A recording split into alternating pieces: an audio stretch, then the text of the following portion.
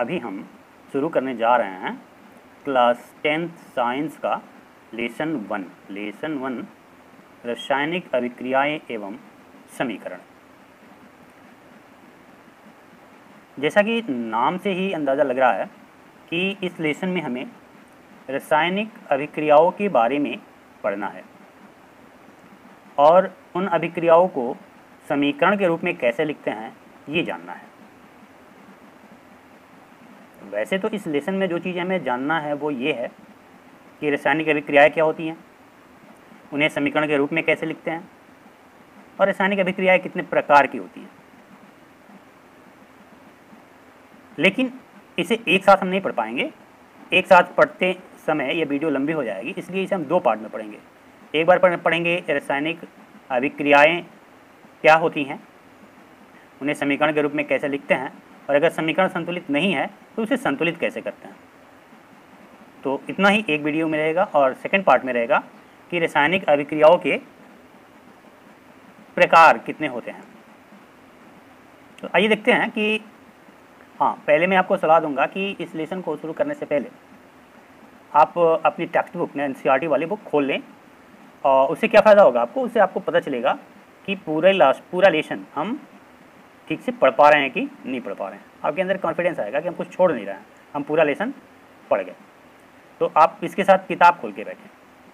देखिए इस लेसन में जो हम पढ़ेंगे या जो हमारे लिए ज़रूरी है वो बस इतना ही है कि हमारे आसपास की चीज़ों में बदलाव होता रहता है और अगर बदलाव होता रहता है तो वो दो तरह का होता है। एक बदलाव होता है भौतिक परिवर्तन और एक होता है रासायनिक परिवर्तन। जैसे फ्रिज में अगर हम पानी रख दें और वो बर्फ़ बन जाए तो वह भौतिक परिवर्तन है, वो रासायनिक परिवर्तन नहीं है, वह भौतिक परिवर्तन है। बर्फ़ को बाहर रख दें, वो पिघल करके पानी बन जाए तो वो भी भौतिक परिवर्तन है। ये भी एक परिवर्तन है, ठोस द्रव में बदल रहा है, द्रव ठोस में बदल रहा है। तो इस तरह के बहुत सारे परिवर्तन जो भौतिक परिवर्तन होते हैं उसे हम यहाँ नहीं पढ़ेंगे। यहाँ हम सिर्फ वही परिवर्तन पढ़ेंगे जो रासायनिक परिवर्तन होते हैं। क्यों? क्योंकि भौतिक परिवर्तन हम कक्षा 9 में पढ़ चुके हैं। ठीक, यहाँ हमारा टॉपिक है रासायनिक परिवर्तन। तो रासायनिक परिवर्तन इसलिए होते हैं क्योंकि रसायनों के बीच में अभिक्रियाएं होती हैं, तो उन अभिक्रियाओं को कहते हैं रासायनिक अभिक्रियाएं। ठीक, जैसे आपकी किताब में शुरुआत कर रहा है कि गर्मियों में कमरे के ताप पर अगर दूध को खुला छोड़ दिया जाता है तो क्या होता है। लोहे का तवा और मैं कहूँगा कि लोहे की कोई भी चीज़ अगर आर्द्र वायुमंडल में खुला छोड़ दिया जाता है तो क्या होता है। आप जानते हो क्या होता है? जंग लग जाता है। ऊपर क्या होता है? दूध खराब हो जाता है। इसमें क्या होता है? दूध खराब हो जाता है। ये दूध खराब हो जाता है, इसमें जंग लग जाता है। अंगूर का कीड़वन हो जाता है। ये आप शायद ना समझ पा रहे हो कि अंगूर का कीड़वन क्या है। भोजन पकाया जाता है, आप देखते हो भोजन का प्रारूप बदल जाता है। हमारा शरीर भोजन को पचा लेता है, ये एक जटिल जैविक क्रिया, ये तो अंदर होता है। इसमें हमारे जटिल पदार्थ सरल अणुओं में बदल जाते हैं और हम सांस लेते हैं, तो श्वसन क्रिया होती है और श्वसन क्रिया में भी बहुत सारे जैविक परिवर्तन होते हैं। तो वो से तो हम यहाँ पे डिस्कस नहीं करेंगे क्योंकि एक बड़ा टॉपिक है। हम यहाँ पे सिर्फ और सिर्फ उन्हीं बातों को समझने की कोशिश करेंगे जिनसे प्रश्न का संबंध है और जिन्हें हम समझ सकते हैं। तो चलिए ये बातें लिखने का क्या मतलब है इसे समझते हैं। ये बातें लिखने का यहाँ पे संबंध है कि इन सभी परिस्थितियों में प्रारंभिक वस्तु की प्रकृति तथा पहचान कुछ न कुछ बदल जाती है। तो ये जो क्रियाएं हो रही है ना, चाहे वो दूध का फटना हुआ या लोहे में जंग लगना हुआ या अंगूर का कीड़वन हुआ, इनकी यहाँ ये बताने का बस इतना ही तात्पर्य है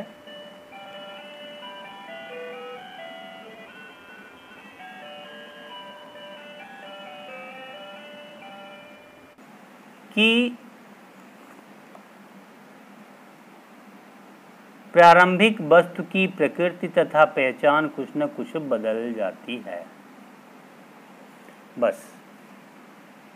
अच्छा, अगर इनकी चर्चा अगर हम इन संदर्भ में करें, इन बिंदुओं के संदर्भ में करें, तो देखते हैं कि जो प्रकृति बदल रही है वह क्यों बदल रही है, थोड़ा यहाँ समझने की कोशिश करते हैं। चलिए देखते हैं। पहला देखते हैं कि गर्मियों में कमरे के ताप पर दूध को खुला छोड़ दिया जाता है तो क्या होता है, दूध खराब हो जाता है, फट जाता है, पानी अलग हो जाता है और उसमें थक्के जम जाते हैं पनीर के। और इसके पहले दूध कैसा रहता है, तो समांगी रहता है, एक समान रहता है। तो इसमें होता क्या है, रासायनिक क्रिया इसमें क्या होती है, तो इसमें होती है कि दूध में होता है लैक्टोज। क्या होता है, लैक्टोज। चलिए, और फिर ये लैक्टोज क्या होता है, लैक्टिक एसिड में बदल जाता है, लैक्टिक एसिड में बदल जाता है। अच्छा, लैक्टिक एसिड में बदल जाता है तो लैक्टिक एसिड है चूंकि, तो ये खट्टा होता है, इसलिए दूध खट्टा हो जाता है, खराब हो जाता है। किसके कारण से होता है, तो ये परिवर्तन बैक्टीरिया के कारण से होता है। क्यों गर्मी में ही होता है, क्योंकि गर्मी में एक निश्चित ताप पर बैक्टीरिया की ग्रोथ अधिक हो जाती है, वृद्धि अधिक हो जाती है। खैर वो सारी बातें लंबी है, लेकिन अभी आप इतना से जान लो कि इसमें दूध का लैक्टोज जो होता है ना, वो लैक्टिक एसिड में बदल जाता है, ये रासायनिक परिवर्तन हो जाता है। ठीक, चल दूसरा हमारा है कि लोहे का तवा या लोहे का पदार्थ खुला छोड़ दिया जाता है तो उसमें जंग लग जाता है। जंग क्यों लगता है, तो लोहा होता है Fe। अब आर्द्र वायुमंडल में मतलब जल उसमें उपस्थित है तो H2O से क्रिया करता है और फिर ये बन जाता है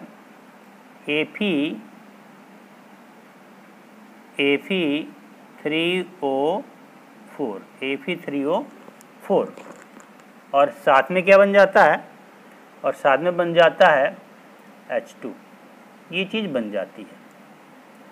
तो ये Fe का ना Fe3O4 में बदलना, ये फेरिक ऑक्साइड है, फेरिक ऑक्साइड में बदलना ही जंग लगना, यही जंग है, यही क्या है, मूर्छा, यही जंग है। तो ये परिवर्तन होता है, क्या होता है, ये परिवर्तन होता है कि आयरन जो होता है अपने ऑक्साइड में बदल जाता है। ठीक, कोई दिक्कत नहीं। चलो, तो ये याद रखना कि जंग कैसे लगता है, लोहा फेरिक ऑक्साइड में बदल जाता है, अपने ऑक्साइड में बदल जाता है। अब तीसरा हम चर्चा कर लेते हैं कि अंगूर का कीड़वन में क्या होता है। तो अंगूर का कीड़वन तो आप शायद ना समझ पा रहे हो, कीड़वन क्या होता है, इस्ट एक सूक्ष्म जीव है, ये उसकी उपस्थिति में होता है, यह अनाक्सी श्वसन के कारण से होता है। तो अंगूर में क्या होता है, सुक्रोज होता है। अंगूर में क्या होता है, सुक्रोज, मीठा होता है ना अंगूर, तो अंगूर में होता है सुक्रोज, और यह सुक्रोज क्या हो जाता है, अनाक्सी श्वसन होता है तो यह एथिल एल्कोहल में बदल जाता है, एथिल एल्कोहल में बदल जाता है। एथिल एल्कोहल का रासायनिक अगर सूत्र लिखा जाए तो C2H5OH कहलाता है और प्लस CO2 बन जाता है। तो ये जो सुक्रोज है एथिल एल्कोहल में बदल रहा है, यही एथिल एल्कोहल ना वाइन बनती है, शराब जिसे कहते हैं। तो अंगूर से शराब का संबंध जो होता है वो यही होता है। तो ये एथिल एल्कोहल में बदल जाता है, ये रासायनिक परिवर्तन होता है। ठीक है, चलो, और बाकी ये जो तीन चीज़ें हैं ना, भोजन का पकना, इसमें प्रारूप बदलता है। इसमें क्या होता है, इसमें भोजन का प्रारूप बदलता है, लेकिन उसको यहाँ पे ना उस पर कोई प्रश्न बनेगा ना कोई यहाँ पे कुछ पूछेगा आपसे, तो चलो इसे वहीं का वहीं ड्रॉप कर देते हैं। अब हम आते हैं क्रियाकलाप फर्स्ट पे। कहाँ आते हैं, क्रियाकलाप फर्स्ट पे। क्रियाकलाप फर्स्ट में क्या कह रहा है कि यहाँ से देखें, 3 से 4 सेंटीमीटर लंबे मैग्नीशियम रिबन को रेगमाल से रगड़कर साफ कीजिए। ये रेगमाल क्या होता है, रेगमाल का नाम सुना है क्या, नहीं सुना? रेगमाल मतलब सैंड पेपर, जो मुर्चा छुड़ाने वाला कागज़ आता है, सीरीज पेपर जिसको बोलते हैं, वो उसे हम लोग सैंड पेपर कहते हैं।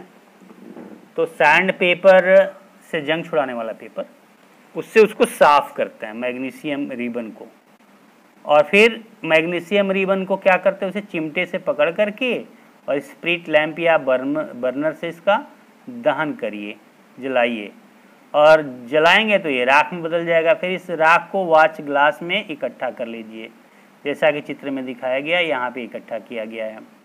और फिर मैग्नीशियम रिबन का दहन करते समय इसे अपनी आंखों से यथासंभव दूर रखिए। चलिए, तो सावधानी हो गई। और ये कि आपने क्या परीक्षण किया, तो इसमें परीक्षण क्या करना है, मैग्नीशियम राख में बदल गया, सफेद चूरे में बदल गया जल करके, लेकिन इसमें रासायनिक परिवर्तन क्या हुआ, इससे थोड़ा सा समझते हैं। तो मैग्नीशियम रिबन मतलब मैग्नीशियम, इसको जलाना मतलब ऑक्सीजन से इसकी क्रिया कराना, O2 से क्रिया हो गई, तो फिर क्या हुआ, तो बन गया MgO बन गया। तो ये जो मैग्नीशियम ऑक्साइड है ना, राख का चूरा, राख, ये मैग्नीशियम ऑक्साइड, ये जो लिखा हुआ है ये MgO है। तो MgO में बदल गया रासायनिक रूप से, यह रासायनिक परिवर्तन हो गया, कोई दिक्कत नहीं। चलो, तो इसे याद कर लेना कि जलाने में मैग्नीशियम ऑक्साइड में बदल गया। ओके, नेक्स्ट देखते हैं पॉइंट। अब हम देखते हैं क्रियाकलाप 1.2 को। अभी 1.1 देखा जिसमें मैग्नीशियम ऑक्साइड में बदल रहा था। अब क्रियाकलाप 1.2 देखते हैं। एक परख नली में लेड नाइट्रेट का घोल लेते हैं, एक परख नली लेते हैं, उसमें लेड नाइट्रेट का घोल लेते हैं। चलो भाई, ले लेते हैं। पहले तो एक परख नली ले लो, ये हो गई हमारी परख नली, और इसमें हमने ले लिया लेड नाइट्रेट। लेड नाइट्रेट को सूत्र में क्या लिखेंगे, तो लेड का होता है Pb और नाइट्रेट का होता है NO3, और इसको ट्वाइस कर देंगे क्योंकि लेड की संयोजकता 2 होती है। ठीक, चलो भाई, तो इसमें हमने ले लिया लेड नाइट्रेट। इसका रूप कैसा होता है, तो पानी के जैसा, रंग इसका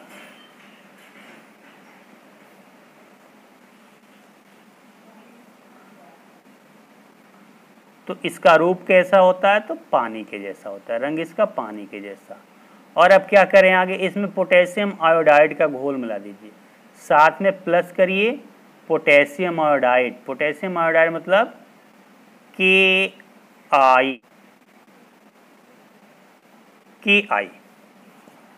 पोटेशियम आयोडाइड। अब क्या होगा इससे, Ki प्लस और I में टूट जाएगा,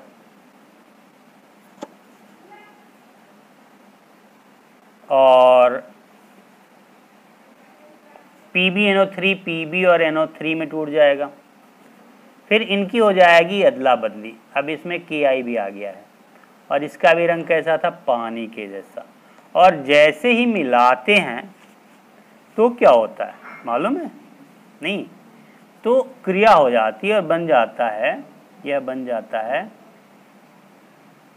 KNO3 प्लस PbI2। तो ये जो PbI2 है, जैसे ही बनता है, अब यहाँ पे इस लिक्विड का कलर जो परख नली में है पीला हो जाता है। तो इस लिक्विड का कलर कैसा हो जाता है, पीला हो जाता है, और यह पीला रंग नीचे बैठ जाता है। पहले कैसा था, पानी के आकार का, अब कैसा हो गया, पीला। यह पीला क्या है, तो यह पीला कलर है PbI2। तो नया पदार्थ PbI2 लेड आयोडाइड बनने के कारण से इसका कलर क्या हो गया, पीला हो गया। तो रंग में परिवर्तन हो गया। साथ में यह लिक्विड था और यह क्या है, प्रेसिपिटेट है, तो एक तरह से ये सॉलिड है। तो ये परिवर्तन होता है और ये रासायनिक अभिक्रिया होती है। क्लियर है? चलिए अब एक्टिविटी 3 को देखते हैं।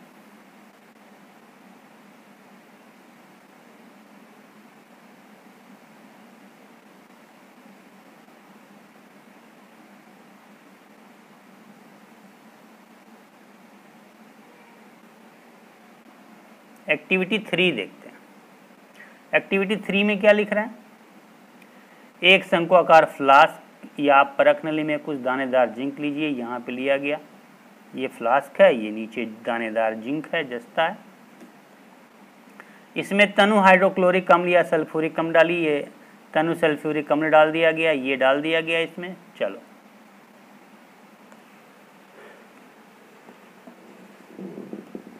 अब देखिए कि क्या जस्ते के दानों के आसपास कुछ दिखाई देता है, दे रहा है, और क्या इसके ताप में, फ्लास्क के ताप में कोई परिवर्तन हुआ। भाई ये तो लैब का विषय है ना, ये तो लैब का विषय है। जब इसे करेंगे तब ना ये सारी चीज़ें महसूस कर पाएंगे। तो यहाँ तो हम लोग लैब में है नहीं, थियरी पढ़ रहे हैं क्लास में। चलो देखते हैं होता क्या है, क्या होता है उसको पहले समझें। तो जैसे ही हम जस्ते में सल्फ्यूरिक एसिड डालते हैं तो एक काम होता है, H2 गैस निकलती है यहाँ से। H2 गैस क्या निकलती है, H2 गैस निकलती है बुदबुदाहट के साथ। अभी H2 गैस निकलती है तो H2 कहाँ से आ गई भाई, H2 तो हमने इसमें डाला नहीं, हमने तो H2SO4 डाला था। तो चलिए इसकी रासायनिक क्रिया क्या हुई ये देखते हैं। तो हमने लिया जिंक का दाना, हमने लिया जिंक का दाना प्लस H2SO4 लिया।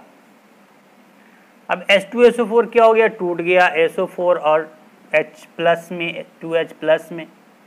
अब Zn इससे क्रिया कर गया H2SO4 से और H2 अलग हो गया, तो बन गया हमारा ZnSO4 प्लस H2।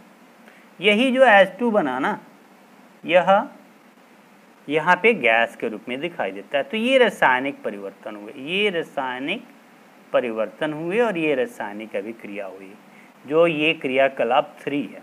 कोई दिक्कत नहीं। चलो अब हम समझने की कोशिश करते हैं कि जो अभी तक हम पढ़ते आए वो रासायनिक क्रिया थी, और रासायनिक क्रियाएं जो हो रही हैं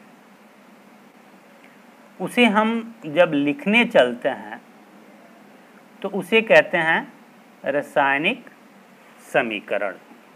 अब रासायनिक समीकरण में क्या होता है कि कुछ चीज़ें हम लेते हैं शुरू में जो आपस में क्रिया करती हैं, और क्रिया करने के बाद कुछ चीज़ें नई बनती हैं उत्पाद के रूप में।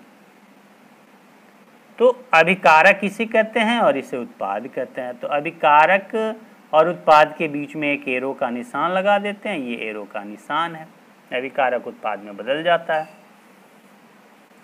लेकिन यहाँ पे हम अभिकारक को शब्द में लिख रहे हैं। जैसे मैग्नीशियम लिया तो मैग्नीशियम में लिख रहे हैं, मैग्नीशियम शब्द में लिख रहे हैं।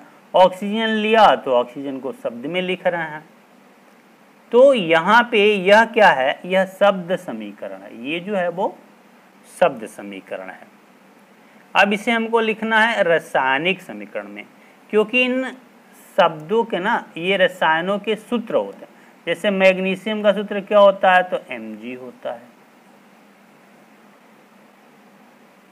ऑक्सीजन का सूत्र क्या होता है, तो O2 होता है।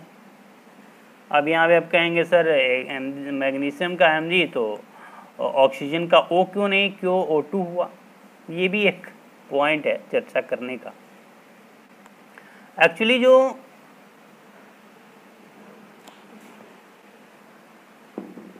पदार्थ होते हैं ना, तत्व, अगर शुद्ध है तो तत्व है। तत्व क्या होते हैं कि एक से अधिक प्रकार के गुण रखते हैं।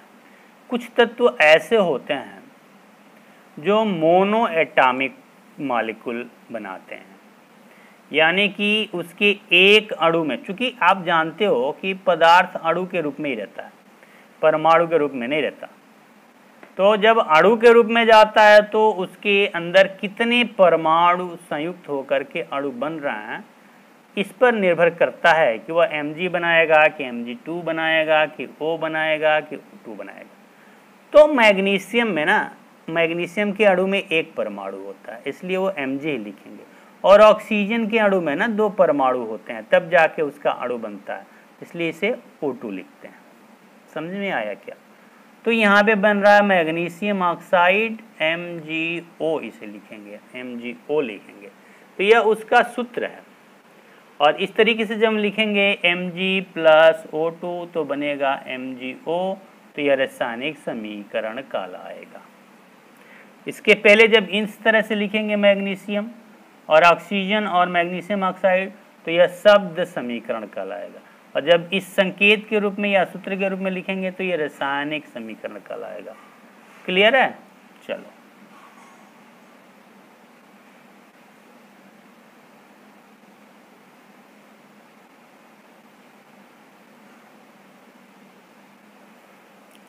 अब उसी बात को यहाँ पे उन्होंने दिखाया कि कैसे लिखते हैं, वो आप समझ लेना, इसमें कहीं कोई दिक्कत नहीं है, वही बात।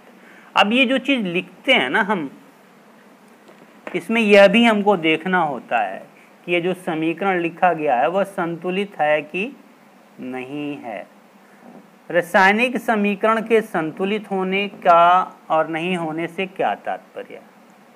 एक्चुअली जो अभिकारक होता है, तीर के निशान के एक तरफ बाएं साइड वाला, उसमें तत्वों के जितने परमाणुओं की संख्या होती है, जब अभिक्रिया हो जाती है और उत्पाद बन जाता है, यानी कि तीर के निशान के दाएं वाला बन जाता है, तो उसमें भी तत्वों के परमाणुओं की संख्या उतनी ही रहनी चाहिए जितना बाएं है। अब इसमें देखें ऊपर वाले में, तो ये Mg1 है, इधर भी Mg1 है। चलो, यहाँ पे O2 है, यानी ऑक्सीजन के 2 परमाणु है, और यहाँ पे ऑक्सीजन का 1 परमाणु। तो एक कहाँ गया? कहीं नहीं जा सकता। रासायनिक अभिक्रिया में संयोग होते हैं, बनते हैं, बिगड़ते हैं, लेकिन परमाणुओं की संख्या पर कोई असर नहीं पड़ता, क्योंकि द्रव्यमान संरक्षित रहता है। वो द्रव्यमान संरक्षण का नियम आपने 9th में पढ़ा था, याद है कि नहीं है? लेकिन द्रव्यमान की ना उत्पत्ति होती है, ना विलोपन होता है, नए तत्व परमाणुओं की उत्पत्ति होती है, न परमाणुओं की विलुप्ति होती है। इसलिए जितना बाएं साइड में तत्वों के परमाणु रहेंगे ना, उतना ही दाएं साइड में रहेंगे। अगर नहीं है तो समीकरण असंतुलित है और उसे संतुलित करना पड़ेगा। तो एक नई बात आती है सामने कि अगर ऐसा नहीं है, बराबर बराबर परमाणुओं की संख्या नहीं है, तो समीकरण को संतुलित करना है, और यह बात परीक्षा में पूछी जाती है।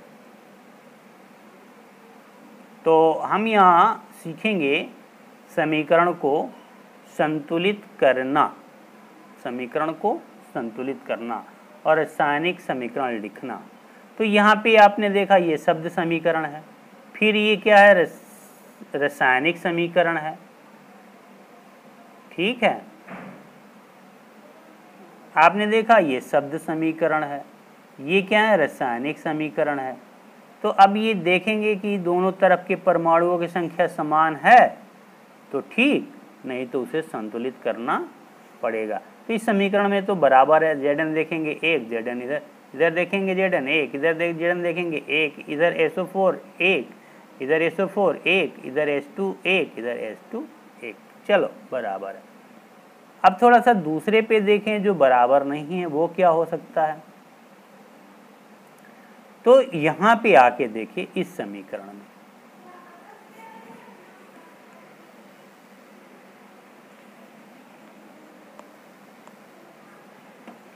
इस समीकरण में देखें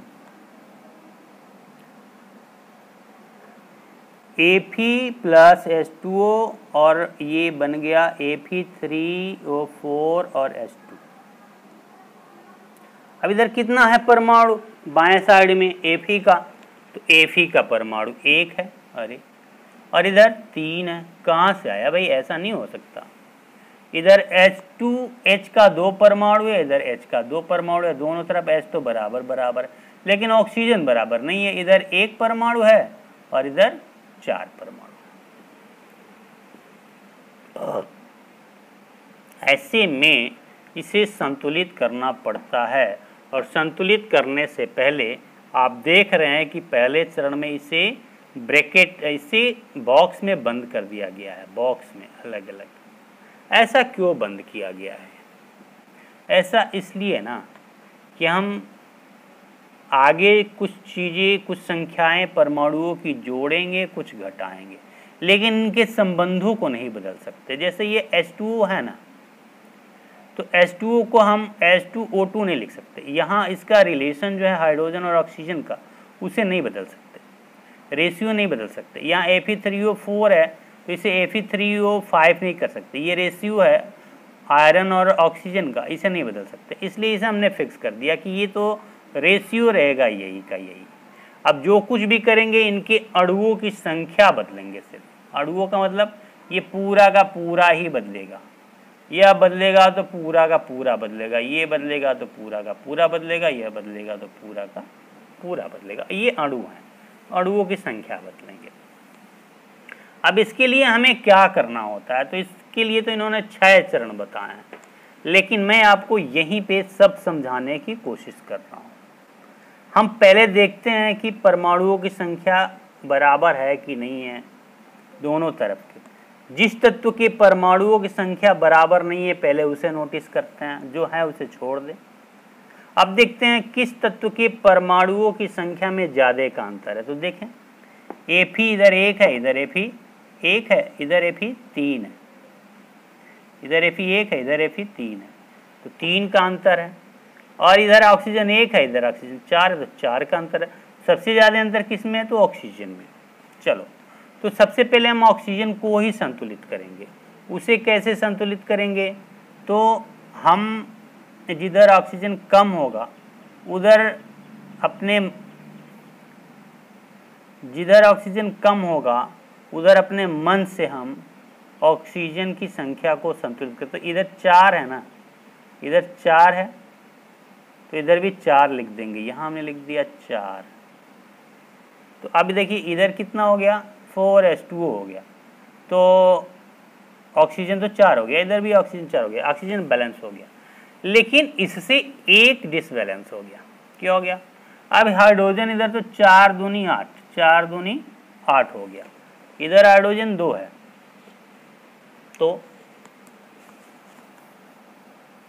तो अब दूसरे नंबर पे जिसका डिफरेंस होगा उसे करें, तो फिर हाइड्रोजन को बैलेंस करेंगे। तो इधर 8 हाइड्रोजन है और इधर 2 हाइड्रोजन है, तो चलो इसके आगे भी 4 कर देते हैं, तो ये भी 8 हो जाएगा, हो गया। अब क्या बचा, हाइड्रोजन बैलेंस हो गया, ऑक्सीजन बैलेंस हो गया, अब बचा Fe। Fe इधर 1 है, इधर 3 है, तो यहाँ हम 3 लिख देते हैं। तो यहाँ हमारा एक बार में यह समीकरण संतुलित हो गया। अब देख लो 3 Fe इधर, 3 Fe इधर, 8 हाइड्रोजन इधर, 8 हाइड्रोजन इधर, 4 ऑक्सीजन इधर, 4 ऑक्सीजन इधर, समीकरण संतुलित है। ठीक है, इसे कहते हैं हीट एंड ट्रायल विधि, हीट एंड ट्रायल विधि। इसे ही इन्होंने चरण 2 में समझाया है, चरण 3 में समझाया है, चरण 4 और 5 में समझाया है, और यहाँ पे आकर के उन्होंने संतुलित किया है, यहाँ पे आके उसे संतुलित किया है चरण 5 में। देख लो 4 यहाँ हम लोगों ने लिखा था, 4 इन्होंने भी लिखा है, 4 यहाँ लिखा था, 4 इन्होंने भी लिखा है, 3 यहाँ लिखा था, तो संतुलित समीकरण ये हो गया। ठीक, आप अपने किताब के उदाहरण को पढ़ लेना, आपके समझ में आ जाएगा। अब हमारा रासायनिक समीकरण संतुलित हो गया, लेकिन बात यहीं समाप्त नहीं होती है। बात आगे बढ़ती है कि इनकी जो भौतिक अवस्थाएं हैं उनको भी लिखना होता है। जैसे यहाँ पे Fe क्या है, तो ठोस फॉर्म में है, इसलिए इसे सॉलिड लिखा जाएगा। जल, यहाँ पे वाटर गैस फॉर्म में है, इसलिए G लिखा जाएगा। और यहाँ पे भी Fe3O4 सॉलिड फॉर्म में है, इसलिए S लिखा जाएगा। आखिर कितने रूपों में इसे लिखा जाता है, तो आप तो पहले जानते हो, ठोस, द्रव, गैस, ये 3 अवस्था होती है। तो ठोस के लिए सॉलिड, सॉलिड के लिए S लिखते हैं, और गैस के लिए G लिखते हैं, और लिक्विड के लिए, द्रव के लिए L लिखते हैं। लेकिन एक नई अवस्था और भी होती है, AQ, एक्वस। जब हम जलीय विलयन किसी चीज़ का बनाते हैं और उस विलयन के रूप में वो रहती है, यानी कि एक तरल में दूसरा पदार्थ घुला रहता है, तो उसे जलीय विलयन कहते हैं, एक्वस फॉर्म कहेंगे। जैसे अगर चीनी का शरबत हम बना लें और पानी में घोल दें तो वह एक्वस फॉर्म हो जाएगा। ठीक है, तो 4 अवस्थाओं का जिक्र करते हैं, G, L, S और AQ। और एक और काम करते हैं कि इन रासायनिक समीकरण में परिस्थितियों का भी जिक्र करते हैं। परिस्थितियों का, जैसे ताप कितना है, दाब कितना है, जिस पर क्रिया हो रही है। जैसे यहाँ 340 एटमॉस्फेयर है और ये प्रकाश संश्लेषण की क्रिया है, इसमें सूर्य का प्रकाश चाहिए होता है, क्लोरोफिल चाहिए होता है, तब जाके ये पदार्थ बनते हैं। तो इस तरह से यहाँ पे ये टॉपिक समाप्त होता है, और समाप्त इस तरह से हुआ कि सबसे पहले हम क्या किए कि रासायनिक समीकरण लिखे, फिर उसे संतुलित किया। संतुलित करने के बाद उनकी अवस्थाओं को दर्शाया, उनकी अवस्थाओं को दर्शाने के बाद उनकी परिस्थितियों को भी दर्शाया, और इस तरह से जाके समीकरण हमारा कंप्लीट हो जाता है। अब यहाँ पे देखें तो यहाँ पे कुछ प्रश्न बन रहे हैं, यहाँ पे प्रश्न बन रहे हैं। अब प्रश्न में क्या बन रहा है, तो प्रश्न में बन रहा है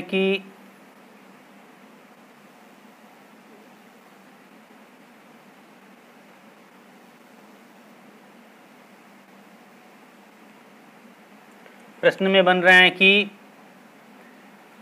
पहला है, वायु में जलाने से पहले मैग्नीशियम रिबन को साफ क्यों किया जाता है। इसकी चर्चा हमने पहले ही कर लिया था कि मैग्नीशियम चूँकि एक सक्रिय धातु है और वह वायुमंडलीय गैसों से क्रिया करके अपने ऊपर एक परत बना लेती है, और अगर परत बना लेगी तो दूसरी चीज़, दूसरी गैस, दूसरा पदार्थ उसके कांटेक्ट में नहीं आ पाएगा। तो जब कांटेक्ट में नहीं आएगा तो क्रिया कैसे करेगा, तो उसको साफ कर लिया जाता है कि जो पहले से परत है वो हट जाए तो ऑक्सीजन उससे क्रिया कर सके। ठीक, ये है निम्नलिखित रासायनिक अभिक्रियाओं के लिए संतुलित समीकरण लिखिए। तो हाइड्रोजन प्लस क्लोरीन और हाइड्रोजन क्लोराइड, तो ये शब्द समीकरण है। इन शब्द समीकरण को सीधे आप संतुलित नहीं कर सकते, इससे पहले आप किस में बदलेंगे, रासायनिक समीकरण में बदलेंगे। तो सबसे पहले शब्द समीकरण, फिर उसे शब्द समीकरण को रासायनिक समीकरण में बदलेंगे, और रासायनिक समीकरण बदलने के बाद फिर उसे संतुलित आप करेंगे, और इसी तरह से ये तीनों समीकरण लिखे जाएंगे। यहाँ पे लिखने में मुझे थोड़ी दिक्कत होगी, हमारा जो इंक है, जो हमारा पेन है वो बहुत मोटा है और वो यहाँ पे ठीक से नहीं लिख पाएगा, तो हम इसका PDF बना करके आपको इसका आंसर समझा दे रहे हैं। तीसरा प्रश्न है, निम्नलिखित अभिक्रियाओं के लिए उनकी अवस्थाओं के संकेतों के साथ संतुलित रासायनिक समीकरण लिखिए। वही बात, जो ऊपर है वो नीचे है। ऊपर उन्होंने शब्द समीकरण लिख दिया, यहाँ पे अभिक्रियाएं लिखी, समीकरण ने लिखा। जैसे जल में बेरियम क्लोराइड तथा सोडियम सल्फेट के विलयन अभिक्रिया करके सोडियम क्लोराइड का विलयन तथा घुलनशील बेरियम सल्फेट का अवक्षेप बनाते हैं। तो पहले तो इसको हम क्या करेंगे, रासायनिक समीकरण लिखेंगे और फिर रासायनिक समीकरण लिख करके फिर इसे संतुलित करेंगे, और यही काम इसका भी करेंगे। तो चलिए इसका हम आंसर आपको लिख के दे रहे हैं। अब उस प्रश्न को जो वहां पे आप देख रहे थे अभ्यास का, अब आप इस रूप में देखें, इसे जरा समझने की कोशिश करें। प्रश्न आपका यही है, वायु में जलाने से पहले मैग्नीशियम रिबन को साफ क्यों किया जाता है? इसे आप पढ़ लेंगे, समझ में आपको आ जाएगा। किसी रासायनिक अभिक्रिया के लिए अभिकारकों का आपस में संपर्क आना अति आवश्यक है। मैग्नीशियम रिबन वायुमंडलीय गैसों से अभिक्रिया करके अपने ऊपर एक परत बना लेता है, जिसे साफ करना अति आवश्यक होता है, अन्यथा वह वायु से क्रिया नहीं करेगा। चलो दूसरा है, यहाँ पे निम्नलिखित रासायनिक अभिक्रियाओं के लिए संतुलित समीकरण लिखिए। Hydrogen plus chlorine, hydrogen chloride, तो हाइड्रोजन का सूत्र होता है H2, ये लिखा है H2 प्लस क्लोरीन का Cl2 लिखा, फिर इससे आपस में क्रिया हुई तो 2HCl बना।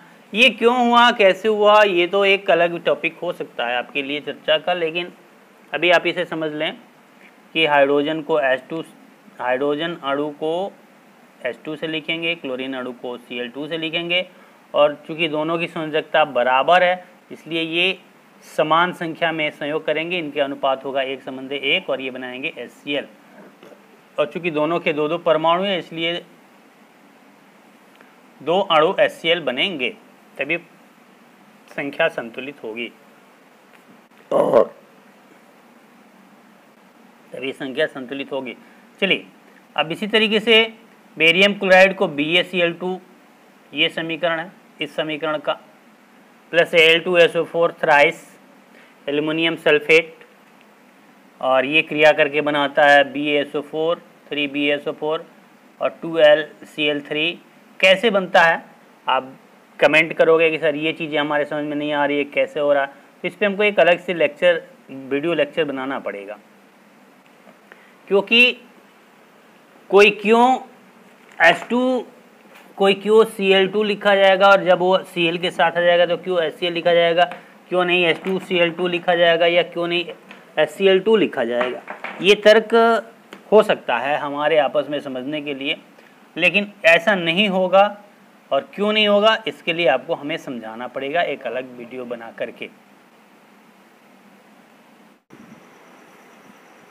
अब तीसरे समीकरण को देखते हैं। सोडियम प्लस जल मिलकर के सोडियम हाइड्रोक्साइड प्लस हाइड्रोजन बनाता है, तो ये जो है ये वाला सोडियम प्लस जल सोडियम हाइड्रोक्साइड बनाता है और हाइड्रोजन बनाता है। सोडियम का सूत्र Na होता है, जल का H2O होता है, सोडियम हाइड्रोक्साइड का NaOH होता है और जल हाइड्रोजन का H2 होता है। ये इसका रिएक्शन है और ये इसका संतुलित समीकरण है। इसे आप समझ लेंगे। ये OH कहाँ से आता है, तो ये H2 टूट जाता है H प्लस और OH माइनस में, OH माइनस होता है, Na प्लस मिलकर के NaOH बनाता है। और इस तरह से कौन सा रसायन टूट करके क्या बनाएगा और किससे जुड़ेगा, कितने अनुपात में परमाणुओं के किस अनुपात में जुड़ेगा, यह डिपेंड करता है उसकी संयोजकता पर। और इस पे एक वीडियो लेक्चर हम आपको बना के देंगे जो जल्दी ही आपको उपलब्ध होगा। हमको लग रहा है इसके बाद तो नहीं, लेकिन लेसन कंप्लीट होने के बाद से हम अलग से इसका सेकंड पार्ट जैसे ही पूरा हो जाएगा हम आपको एक अलग से वीडियो बना के इस लेसन पे देंगे कि कैसे रासायनिक यौगिक आपस में जुड़ते हैं और टूटते हैं, अलग कैसे होते हैं। तो ठीक है, ये आपका टॉपिक समाप्त होता है। अब अगला जो टॉपिक शुरू होगा वो रासायनिक अभिक्रियाओं का प्रकार शुरू होगा, और वो आपको अब दूसरे वीडियो में पार्ट 2 में मिलेगा। Thank you.